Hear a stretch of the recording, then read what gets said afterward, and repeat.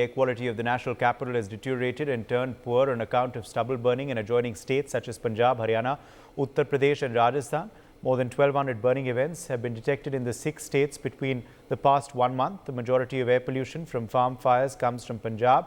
In 2022, there were at least 17,846 cases of stubble fires in Punjab between September 15th and November 1st, which was a 19% increase from the previous year.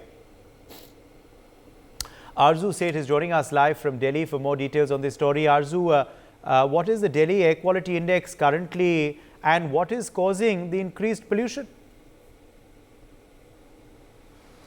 Well, Uday, you know, the Delhi has came in the top cities of most polluted cities. And in fact, you know, if I talk about today's AQI level of national capital, in the central Delhi, the AQI level is recorded at the moderate level. But if we go like on the Lodi Road side, the AQI is 204, means at the poor category. So in fact, there are several places in the national capital which are in the category of poor category or in fact reaching to the very poor.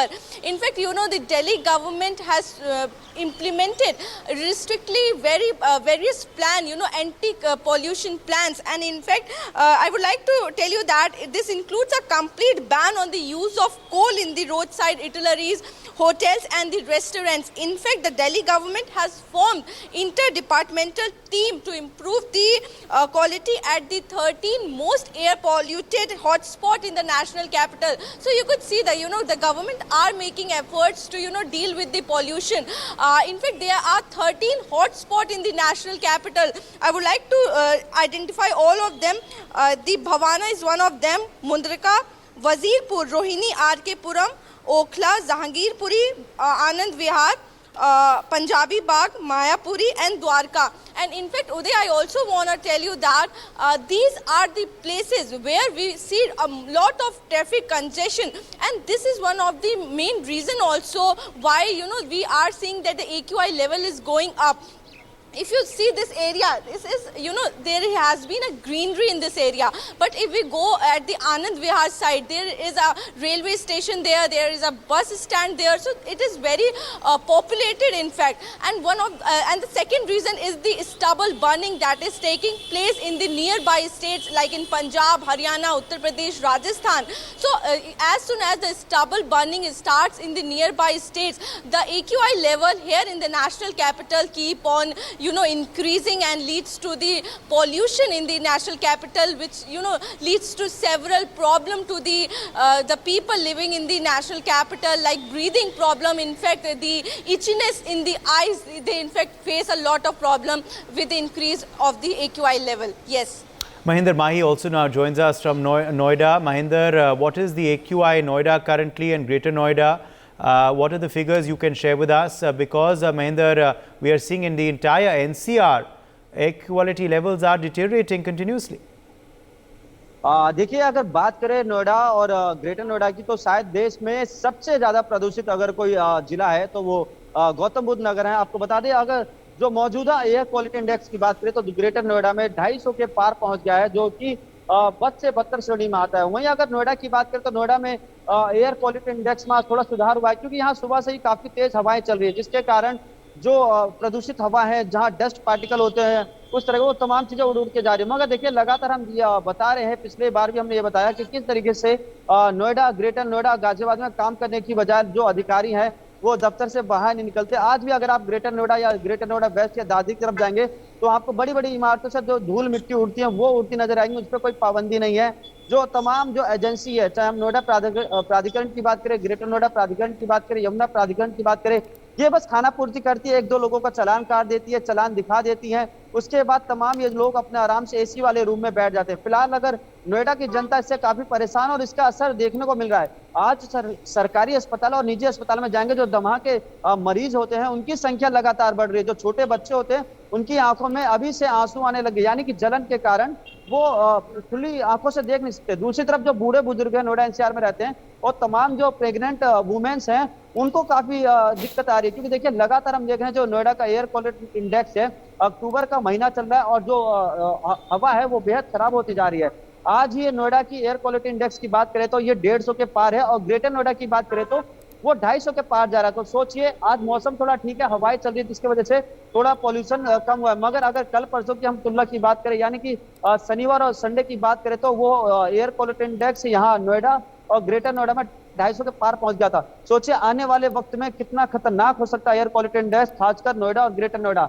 और ये यही नहीं, प्रदेश में ही नहीं बल्कि पूरे विश्व में बताया जाता है कि जो दिल्ली से सटा जो नोएडा और ग्रेटर नोएडा ये काफी प्रदूषित हो चुका है। यहाँ जो लोग होते हैं जो इस हवा ले रहे हैं, काफी खतरनाक हवा ले रहे हैं, क्योंकि देखिए धूल मिट्टी में जो डस्ट पार्टिकल होते हैं वो आपकी सेहत को काफी नुकसान पहुंचा रहे हैं। और जब हमने डॉक्टरों से बात की तो डॉक्टरों ने साफ तौर पर कहा, देखिए आने वाला टाइम है उसमें और ज्यादा ये जो पॉल्यूशन लेवल है वो और ज्यादा बढ़ेगा। फिलहाल जो एयर क्वालिटी इंडेक्स है वो 200-250 के पार है, मगर जैसे ही आगे आगे अक्टूबर का महीना बीतता जाएगा, हल्की ठंड आती जाएगी, ये जो एयर क्वालिटी इंडेक्स है यानी कि एक्यूआई है, ये 300, 350, 400, 500 तक पहुंचने की उम्मीद जताई जा रही है। मगर दूसरी तरफ अगर सरकारी तंत्र की बात करें, देखिए नोएडा ग्रेटर नोएडा सरकारी तंत्र की बात करें तो ये बस खाना पूर्ति करते हैं, एक दो लोगों का चालान काट देते हैं, एक दो बिल्डर को नोटिस भेज देते हैं, उसके बाद किसी तरह का कोई इंतजाम नहीं किया जाता।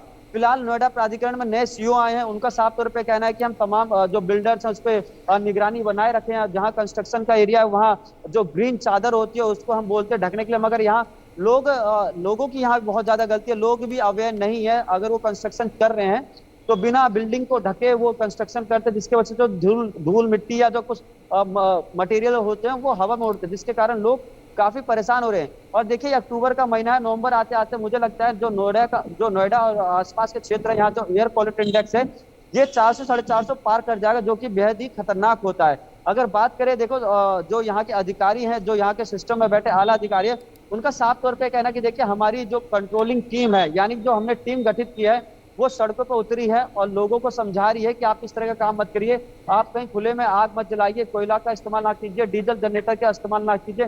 मगर उसके बावजूद भी जो लोग हैं चोरी छुपे इस्तेमाल कर रहे हैं, लोग चोरी छुपे धड़ल्ले से कंस्ट्रक्शन कर रहे हैं। ग्रैप 1 एनसीआर में लागू हो चुका है, उसके नियम जो है वो लोगों को समझाए जा रहे हैं, मगर उसके बावजूद भी जो पॉल्यूशन पे किसी का कोई कंट्रोल नहीं है। और ये हर साल की समस्या है, ये 2022-23 की समस्या नहीं, इससे पहले भी हमेशा समस्या रहती है। और जैसे जैसे अभी आगे फेस्टिवल आएंगे उसके कारण और ज्यादा ये जो एयर क्वालिटी इंडेक्स है और ये खराब होने वाला है। जी जी बिल्कुल। Anil Chaudhary is also joining us now from Ghaziabad. Anil, as far as Ghaziabad is concerned, what is the AQI level currently? What is the rise being attributed to in pollution?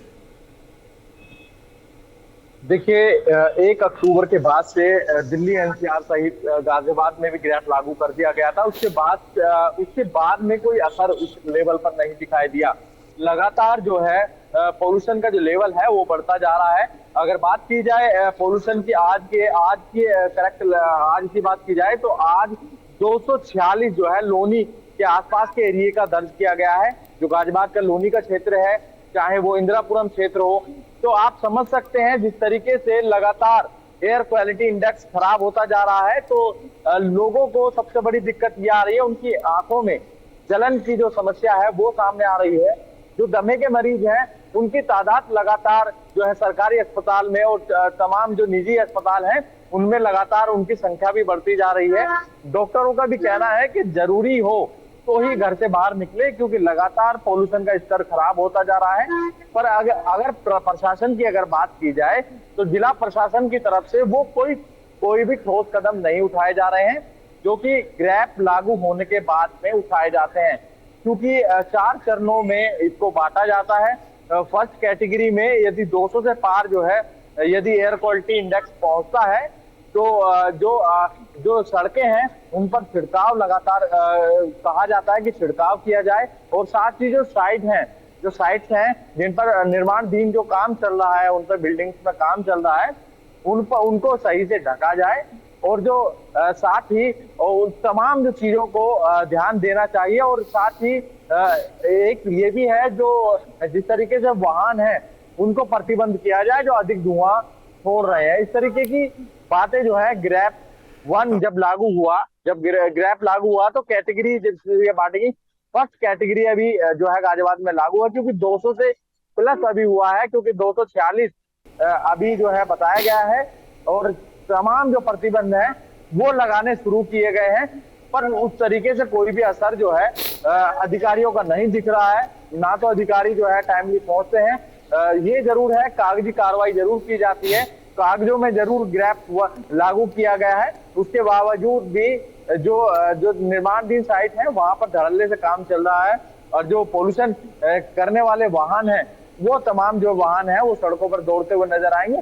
ना कोई भी, अब मैं अपने दर्शकों को ये भी दिखाना चाहूंगा, कोई भी छिड़काव सड़कों पर नहीं किया जा रहा है। आज तेज हवाएं गाजियाबाद में चल रही हैं, लगातार तेज हवाएं चल रही हैं, उसके बावजूद भी लगातार जिस तरीके से धूल भरी जो आंधी है, एक तरह से धूल की जो हवाएं लगातार चल रही हैं, उससे भी कहीं ना कहीं पोल्यूशन लगातार बढ़ रहा है। लोग परेशान हो रहे हैं। जिला अस्पताल में काफी तादाद में लोग ऐसे मरीज पहुंच रहे हैं जिनका दम घुटने लगा है, क्योंकि जिस तरीके से दिल्ली एनसीआर सहित गाजियाबाद की जो हवा है वो बेकार हो रही है, उससे लोग परेशान हो रहे हैं। For more such videos, subscribe to the NewsX YouTube channel, hit the bell icon.